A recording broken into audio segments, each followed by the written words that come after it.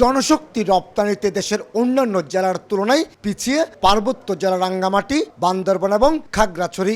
22 বছরে 3 জেলা থেকে বিদেশ গেছেন 20,000-এরও কম কর্মী। তবে সাম্প্রতিক বছরগুলোতে পার্বত্য জেলার বাসিন্দাদের জন্য জাপান, দক্ষিণ কোরিয়া এবং হংকংয়ের মতো দেশগুলিতে যাওয়ার সুযোগ বেড়েছে। তাছাড়া পোশাক খাতের কর্মী হিসেবে জর্দানও আছে নারী শ্রমিকের চাহিদা।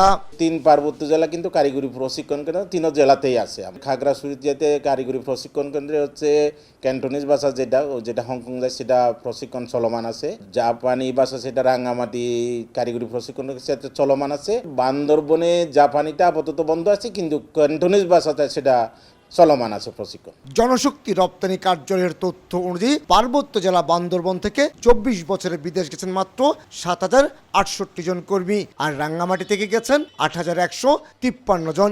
এই অবস্থায় জনশক্তি রপ্তানি বাড়াতে 3 পার্বত্য জেলায় টেকনিক্যাল ট্রেনিং ইনস্টিটিউটের মাধ্যমে কারিগরি শিক্ষার পাশাপাশি চলছে বিভিন্ন দেশের ভাষার প্রশিক্ষণ। কাজটা হচ্ছে যে প্লাম্বিং এর কাজ এটা, আর এটা একটা ডিমান্ডেবল কাজ। এই কাজটা শিখে আমি বাইরে বিদেশ যাওয়ার একটু চিন্তা ভাবনা আছে। সেলাইয়ের কাজটা শিখছি, তো বিদেশ যাওয়ার ইচ্ছা আছে।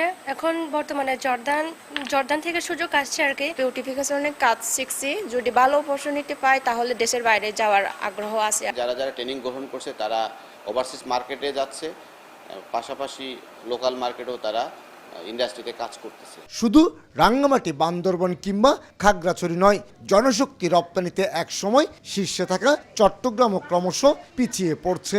চট্টগ্রামের বাসিন্দারা কাজের সূত্রে মধ্যপ্রাচ্যের দেশ সৌদি আরব, আরব আমিরাত, কাতার, কুয়েত এবং ওমানমুখী হলো প্রতিটি দেশ বর্তমানে কোনো না কোনো সংকটে জর্জরিত।